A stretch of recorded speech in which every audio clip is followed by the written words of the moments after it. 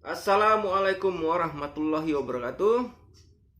Ya, bertemu kembali dengan saya Willy Ervan di channel Willy Ervan ya tentunya. Pada kesempatan kali ini saya akan coba untuk membahas mengenai sesuatu yang masih hangat nih ya, yang menjadi perbincangan perihal Peraturan Pemerintah Republik Indonesia Nomor 56 Tahun 2001 perihal pengelolaan royalti hak cipta lagu dan garis miring atau musik. Ya, jadi ini beberapa hari yang lalu terbit peraturan pemerintah nomor 56 ya, yang isinya berupa pengelolaan royalti hak cipta lagu atau musik ya. Nah, di sini saya coba akan untuk membahasnya ya sedikit ya. Ada 17 halaman ini. Dimulai dari bab 1. Ya, isinya adalah bahwa ketentuan umum ya. Di sini ada dalam pasal 1 peraturan pemerintah ini yang dimaksud dengan royalti adalah imbalan atau pemanfaatan hak ekonomi atas suatu ciptaan atau produk hak terkait yang diterima oleh pencipta atau pemilik hak terkait. Jadi di dalam sebuah lagu itu ada royalti atas pemanfaatan hak ekonomi terhadap satu ciptaan ya, dan juga terhadap produk hak terkait. Jadi ada dua. Yang pertama adalah hak cipta, yang kedua adalah produk hak terkait. Dalam hal ini audio rekamannya ya. Jadi dari kedua produk tersebut royalti ini akan dipungut ya. Kemudian hak cipta adalah hak eksklusif pencipta yang timbul secara otomatis berdasarkan prinsip deklaratif setelah suatu ciptaan diwujudkan dalam bentuk nyata tanpa mengurangi pembatasan sesuai dengan ketentuan perundang-undangan. Jadi hak cipta ini adalah hak eksklusif untuk pencipta ya, yang timbul secara otomatis berdasarkan prinsip deklaratif setelah suatu ciptaan diwujudkan dalam bentuk nyata. Artinya karyanya harus ada ya. Kemudian yang ketiga, pengelolaan royalti hak cipta lagu dan atau musik yang selanjutnya disebut pengelolaan royalti adalah berupa penarikan atau penghimpunan dan pendistribusian royalti hak cipta lagu dan atau musik. Jadi pengelola royalti terhadap hak cipta lagu atau musik ini disebut pengelola royalti ya, adalah melakukan penarikan, penghimpunan dan pendistribusian hak cipta lagu atau musik.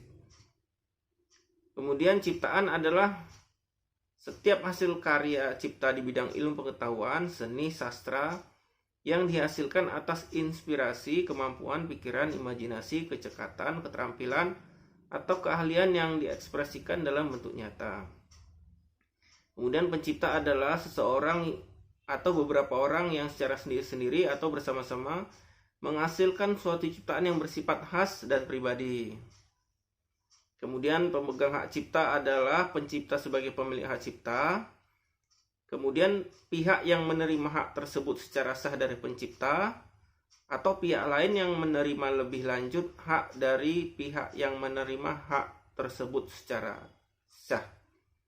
Nah, jadi ada 3 bagian ya. Yang pemegang hak cipta ini adalah pencipta sebagai pemiliknya, kemudian pihak yang menerima hak secara sah dari pencipta atau penerima kuasa ya dalam hal ini, atau pihak lain yang menerima lebih lanjut hak dari pihak yang menerima hak tersebut secara sah. Jadi ada lagi lembaga yang menerima yang menerima hak cipta tadi dari pihak yang menerima kuasa. Nah, nanti saya terangkan. Jadi contohnya adalah pencipta lagu memberikan kuasa kepada LMK ya, dalam hal ini WAMI, KCI atau RAI untuk mengelola hak ciptanya. Kemudian pihak lain yang meneruskan ada LMKN ya, yang memungut dan mendistribusikan royalti. Kemudian hak terkait adalah hak yang berkaitan dengan hak cipta yang merupakan hak eksklusif bagi pelaku pertunjukan, produser, fonogram, atau lembaga penyiaran. Jadi ini hak terkait adalah produk yang dihasilkan dari hak ciptaan tadi, berupa audio ya, audio masternya, jadi berupa audionya ya, itu hak terkait. Kemudian lisensi adalah izin tertulis yang diberikan oleh pemegang hak cipta atau pemilik hak terkait kepada pihak lain untuk melaksanakan hak ekonomi atas ciptaannya atau produk hak terkait dengan syarat tertentu. Jadi ini pemilik hak cipta memberikan lisensi ya kepada pihak lain untuk melaksanakan hak ekonomi atas ciptaannya.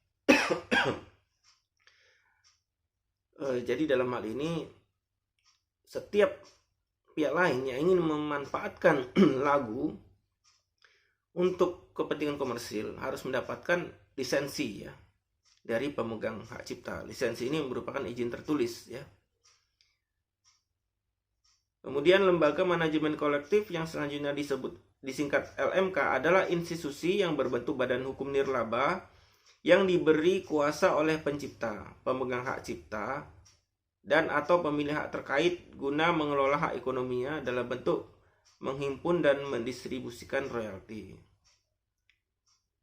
Kemudian lembaga manajemen kolektif nasional yang selanjutnya disingkat LMKN adalah lembaga bantu pemerintah non-APBN yang dibentuk oleh menteri berdasarkan undang-undang mengenai hak cipta yang memiliki kewenangan untuk menarik, menghimpun, dan mendistribusikan royalti serta mengelola kepentingan hak ekonomi pencipta dan pemilik hak terkait di bidang lagu atau musik.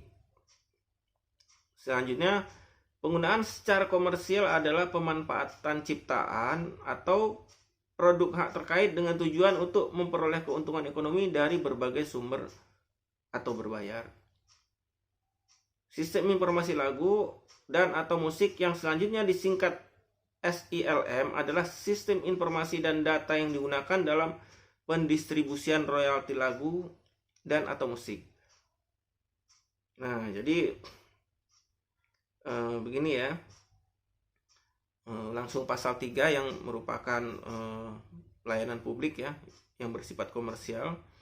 Jadi setiap orang dapat melakukan penggunaan secara komersil lagu dan atau musik dalam bentuk layanan publik yang bersifat komersial dengan membayar royalti kepada pencipta, pemegang hak cipta, dan atau pemilik hak terkait melalui LMKN ya.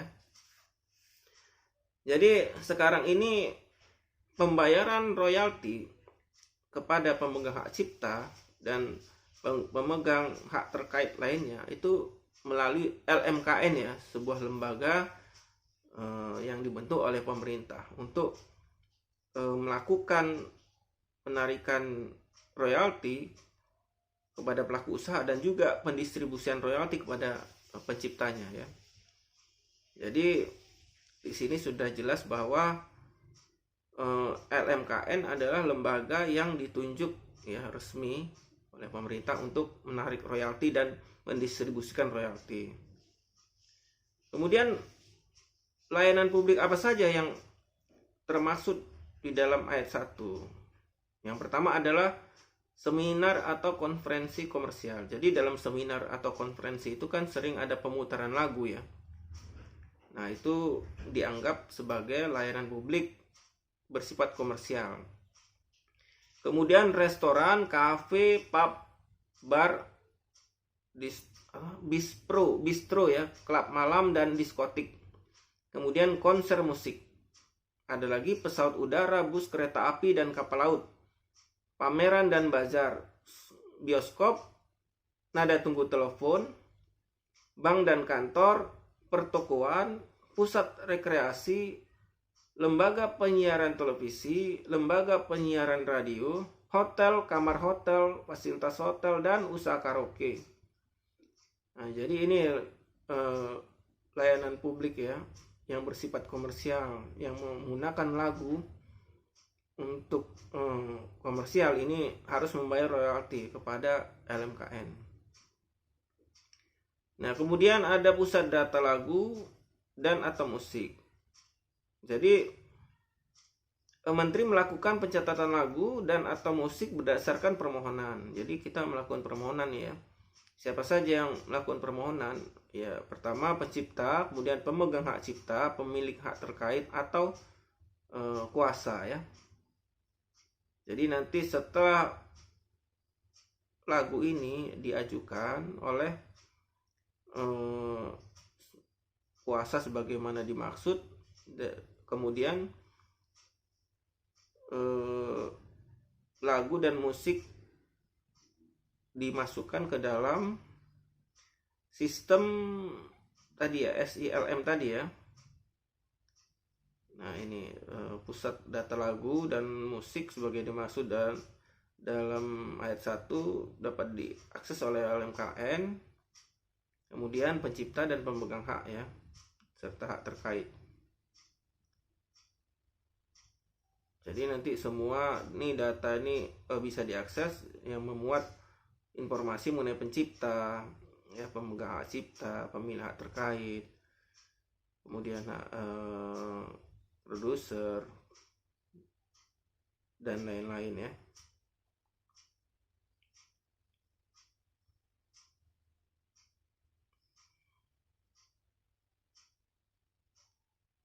Nah, ini semua hal-hal yang mengenai mekanisme cara pengumpulan royalti maupun pendistribusiannya nanti akan diterbitkan lagi melalui peraturan menteri ya.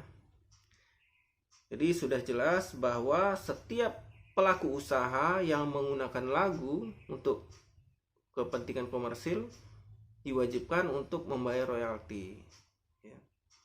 Jadi mungkin selama ini sudah berlaku ya pembayaran royalti dari pelaku usaha melalui LMK diantaranya KCI, WAMI, RAI maupun dari LMK hak terkait ya.